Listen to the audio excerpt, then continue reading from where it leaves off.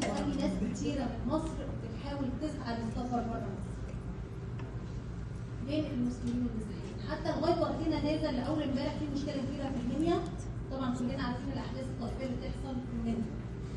بنحاول هنا بنقابل ده برضه هنا، بيحاول المسيحيين ينضموا مع بعض في الشلل والمسلمين، يعني حاولت ادخل كذا واحده مسلمه ابقى انضم ليهم، لقيت صعوبه جدا في الموضوع. ايوه. فما زالت القائمه، واعتقد بس اللي بيحمل الفكر التنويري هو بس اللي يقدر يقبل الاخر.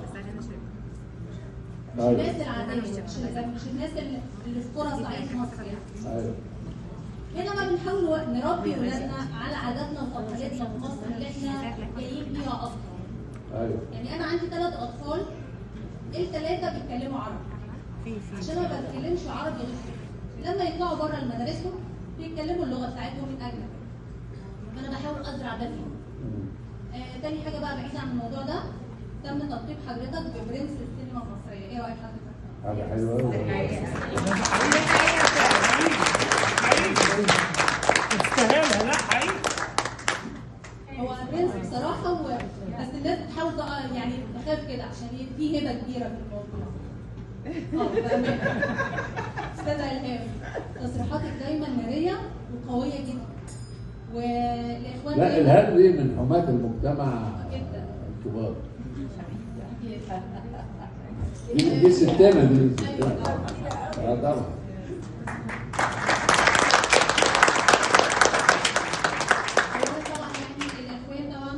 باصين بس على إلهام شاهين ومركزين، وقلتي امبارح ورحبتي بنيافة الحبر الجديد الأنبا يوسف، وقلتي ربط الدين بالفن، ده شيء مهم جدا. وبرضه كانت الأضواء على حضرتك الأسبوع اللي فات تقريبا أو اللي قبله، لما قلتي لا يعني المخرج لازم يشوف عمله لأن العمل أصلا عبادة. فاتهاجمتي برضه جامد. استاذه ليلى على فكره ده اتقال من 24 سنه. ايوه الندوه دي على مسلسل يعني كان حدث جديد بالنسبه لنا ان يحصل كده، والكلام ده قديم جدا، بس هم بيدوروا على اي حاجه عشان هم عايزين يهاجموا، فلقوا بيخترعوا حاجات كتيره حتى لو ما اتقالتش، في حاجات كتير قوي هتلاقوها على الانترنت ما اتقالتش اصلا. يعني الهام شاهين قالت انها عايزه تدرس في كتب المدارس. مفيش فنان بيدرس في كتب المدارس. ولازم حضراتكم تبقوا يعني الهام شاهين دي مش مجنونه عشان تطلب حاجه زي كده، وبعدين قالت فين؟ لما تورونا مثلا قالت فين؟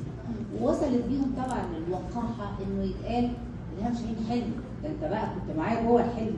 يعني هم عايزين اي شيء طبعا عشان يهاجموا، لان بالتاكيد انا فكري ان يعني انا عايزه اوحد بين كل البشر. الكلام اللي بيقوله الاستاذ محمود النهارده ده كلام مهم جدا، ان فعلا كل انسان يحترم الاخر ايا كان انتماءاته، يعني دينه ايه او لو حتى ما عندوش دين خالص، احنا مالنا الحاجات دي الحساب والعقاب ده مع ربنا، فكل انسان حر ما لم يضر.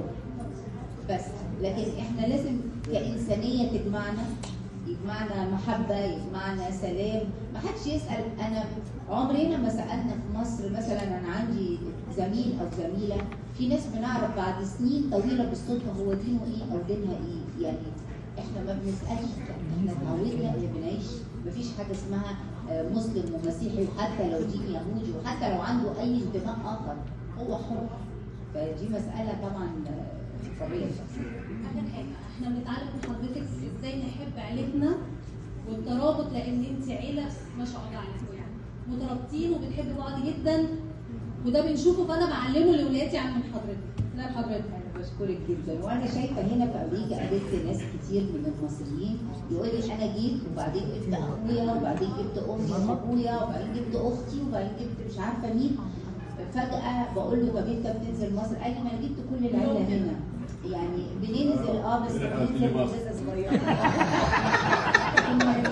لا يعني الترابط العائلي بالنسبة للمصري عموما يعني عندنا مهم وتربينا عليه، فدي من عاداتنا من تقاليدنا اهتمامنا بالأسرة والعيلة والإخوات والأولاد، إن ده المفروض يبقى العادي بينا، يعني مش يبقى الاستثناء.